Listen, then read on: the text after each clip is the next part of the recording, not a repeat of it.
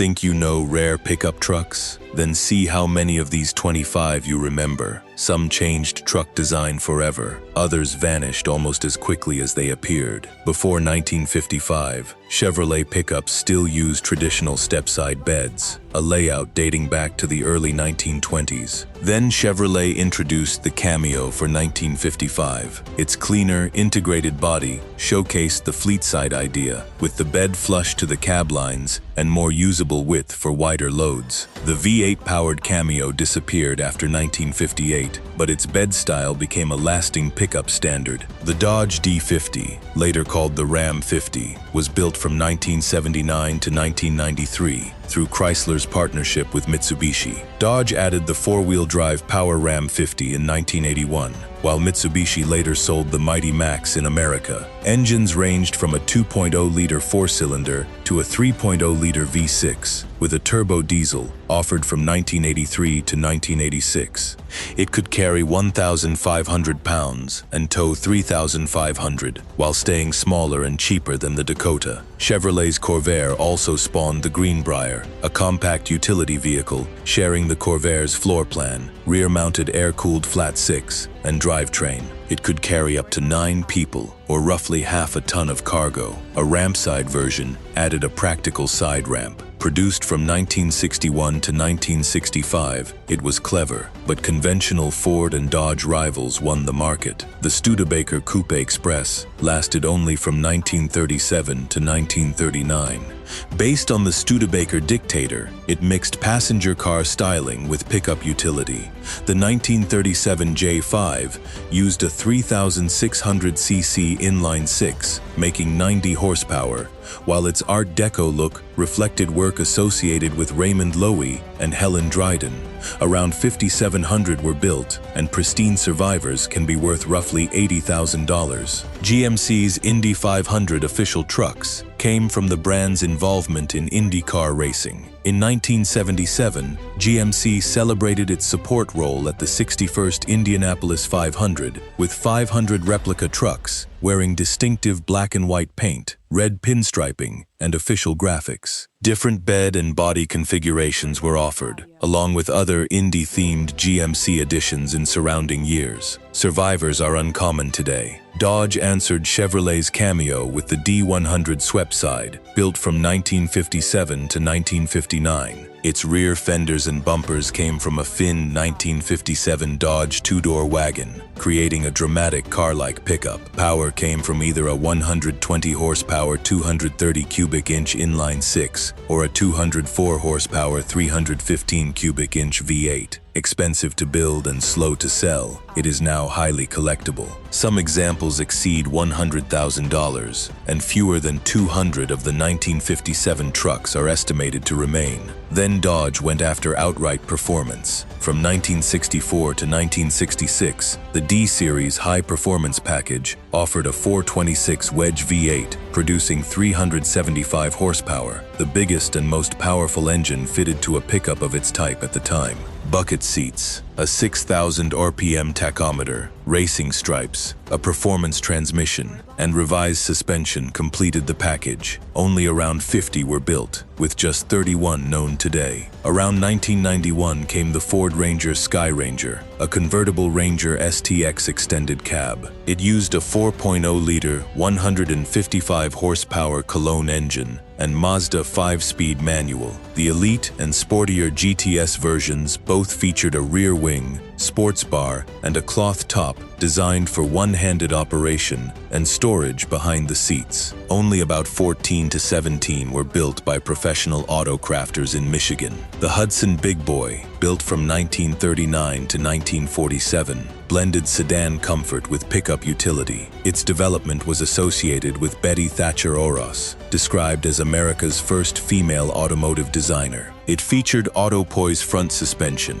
a 212 cubic inch straight six, and duo automatic brakes combining hydraulic and mechanical systems. About 3,000 were produced in 1947, and restored examples can bring $30,000 to $50,000. Studebaker tried a similar idea with the Champ, from 1960 to 1964. Using components from the compact Lark gave it a comfortable, car-like cabin while saving development money. Engines ranged from a 170 cubic inch 6, making 90 brake horsepower, to V8s producing up to 210. It also pioneered the sliding rear window, with air conditioning offered late in production. But engine quality problems, weak finances, and falling sales ended the story after Studebaker closed its South Bend factory in December 1963. The Dodge Rampage, produced from 1982 to 1984, was Chrysler's compact car meets truck experiment. Its 2.2-liter engine could be paired with manual or automatic transmissions, and the light body made it useful for small loads and everyday driving. It was short-lived, but enthusiasts now value it as a quirky project vehicle, with parts shared across other Dodges of the era. The Jeep Comanche ran from 1986 to 1992 on the Cherokee platform. It combined quadra-link front suspension with rear leaf springs and offered 2.5-liter four-cylinder, 2.8-liter V6, and 4.0-liter straight-six engines. After Chrysler acquired American Motors in 1987, changes were limited. Competition with the Dodge Dakota helped end production, leaving it as Jeep's final pickup until the Gladiator in 2019.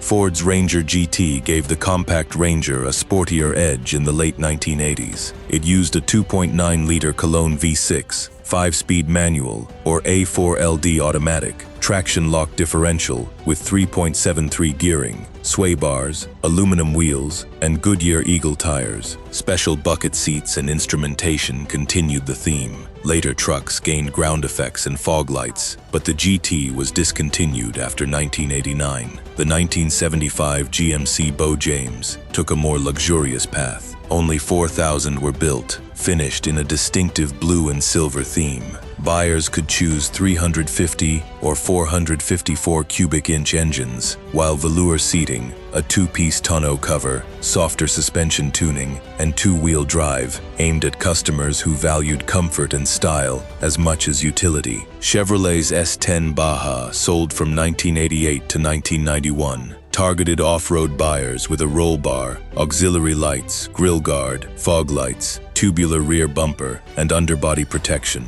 Bold paint colors and Baja graphics stood out, while 1991 models added embroidered seats and red door trim. Even so, the Baja slipped into obscurity. The Dodge D100 itself is another overlooked classic, part of the wider D-Series family stretching from the 1960s into the early 1990s. These Michigan-built trucks offered durability, V8 power, and increasing comfort. By the 1970s, air conditioning and better sound insulation improved daily comfort. Ford and Chevrolet drew more attention, leaving the D-Series with a devoted Mopar following. The Subaru Brat, produced from 1978 to 1994, mixed coupe utility styling with four-wheel drive capability on a Subaru Leone foundation. It was sold across North America, Europe, Australia, Latin America, and New Zealand, but not Japan. North American exports ended in 1987. Ronald Reagan's ownership, media appearances, and motorsport use built its cult status. Early versions used a 1.6-liter engine.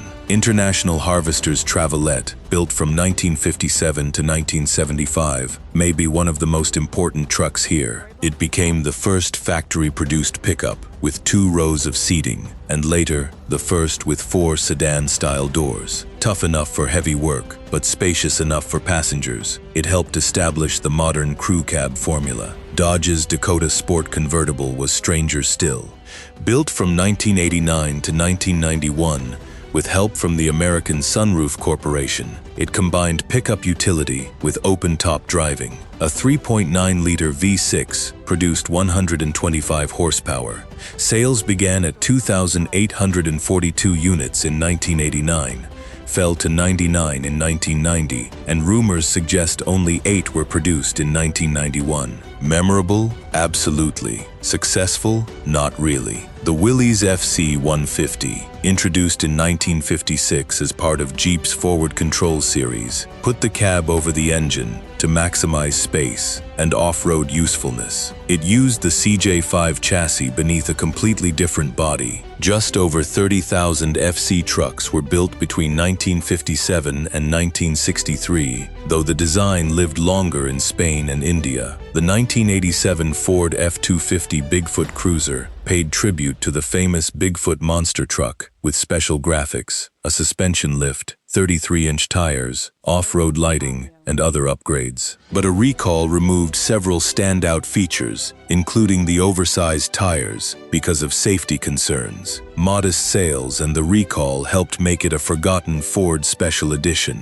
Then there is the Dodge Lille Red Express, built in 1978 and 1979. Its 360 cubic inch V8 made 225 horsepower, and car and driver testing made it famous as the fastest American-made vehicle from 0 to 100 miles per hour at the time. Red paint, a step-side bed, and twin vertical exhaust stacks made it unmistakable. Japan's Datsun 120 mattered for a different reason. Introduced in 1955, it represented Japan's move toward a genuine compact pickup, when lightweight delivery work was still often handled by three-wheelers and motorcycle-based vehicles. Its 860cc engine produced only 25 horsepower, but by 1950s Japanese standards, it did the job. The Dodge D100 Dude was a short-lived trim package introduced around 1969 and produced in 1970 and 1971. Roughly 2,000 were built, all on the D100, with a 128-inch wheelbase. Its signature was the bold body-side C-stripe and Dude branding.